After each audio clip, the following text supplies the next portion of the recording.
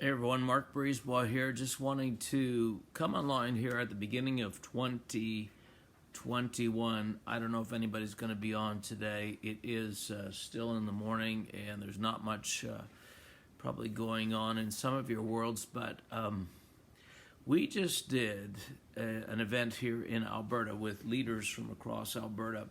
We were able, despite the lockdowns, to meet together, a small number of us, about 90 people gathered in Lethbridge, Alberta, Canada. You can go online. You can go look at our Facebook page, and we posted the copy of that. Hey, thanks for joining us, guys.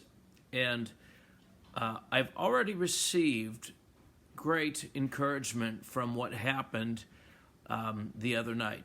So December 31st, as we were entering into the new year, we felt like we needed to do something. So with Alberta Linked, we gathered leaders from across Alberta, and we began to pray and to worship and to release prophetic apostolic decrees for our region.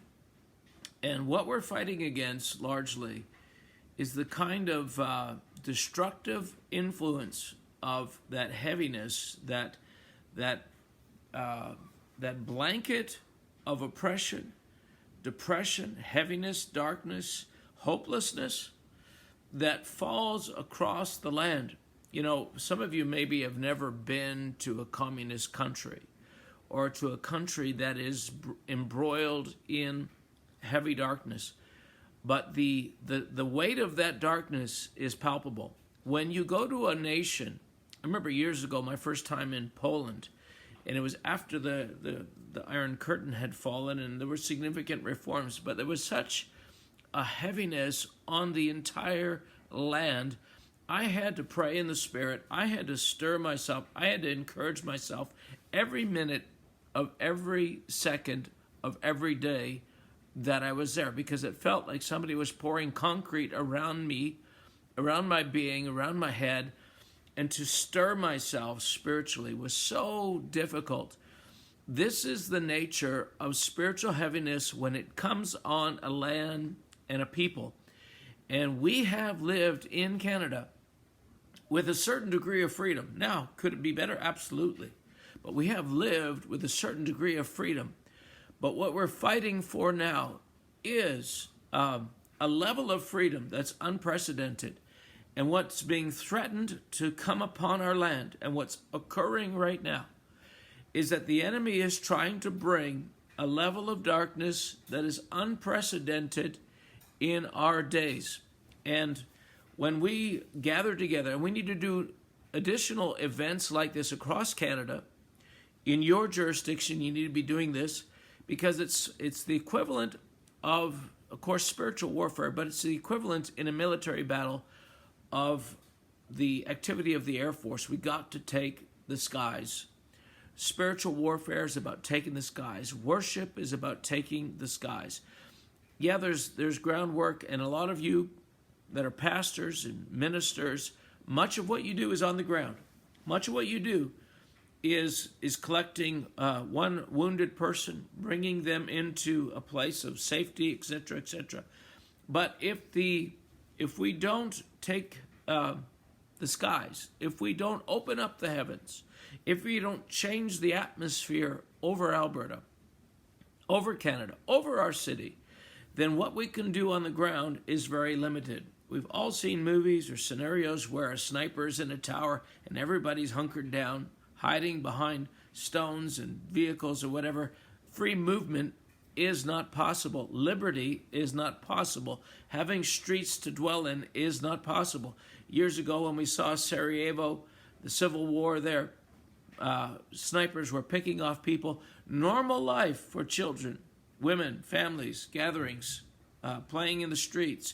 None of that was possible. Similarly, when the church does not occupy the high places in a nation, freedom is not possible. So this morning I received a praise report from what happened.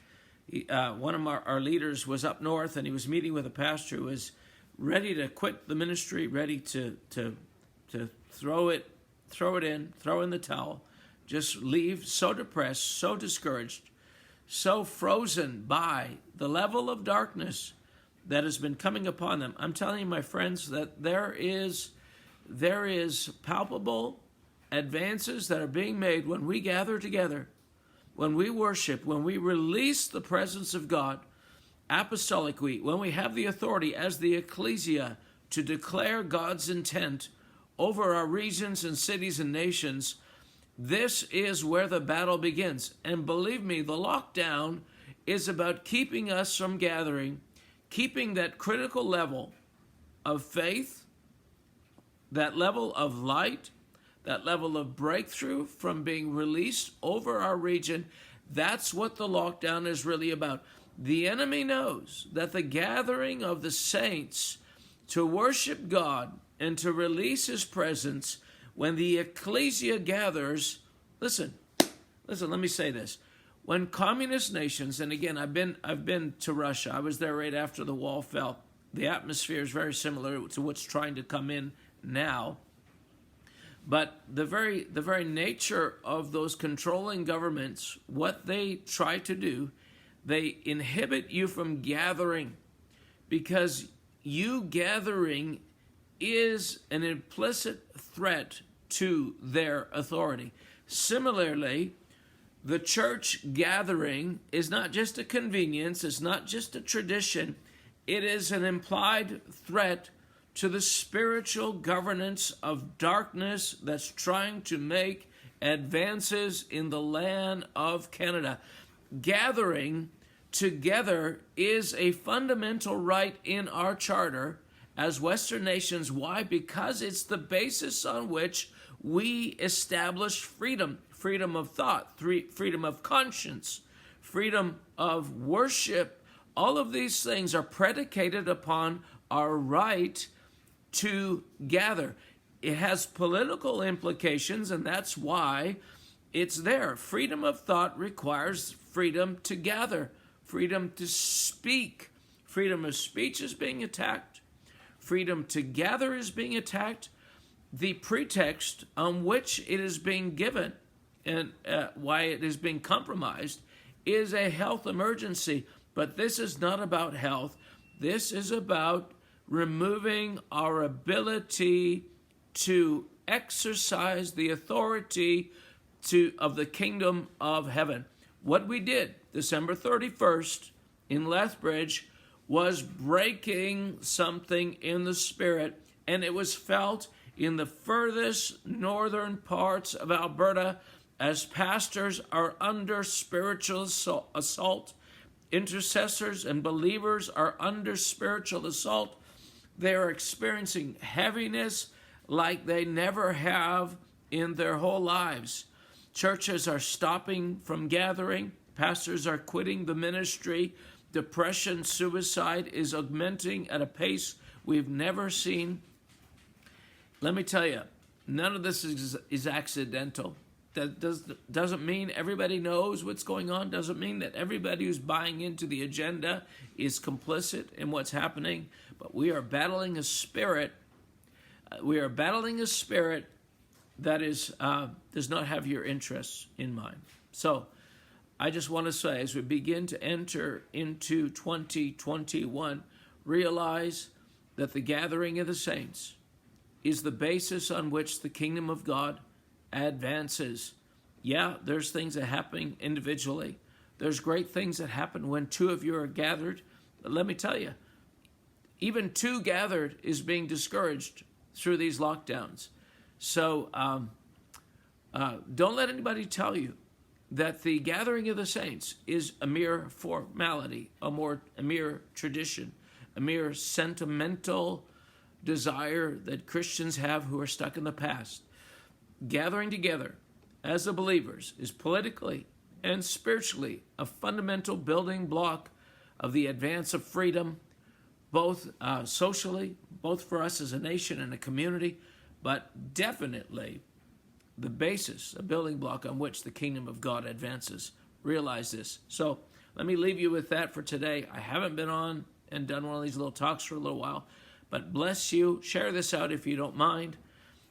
stay tuned. We're going to try to gather more in Alberta, especially, and see what God releases us to do this year. But we're not going to be passive. We're not going to sit back, and allow the kingdom of darkness to roll over us. All right. Thanks for everyone for connecting in. Thanks for telling me where you are, where you're from. Have a great week. Talk to you soon. Bye.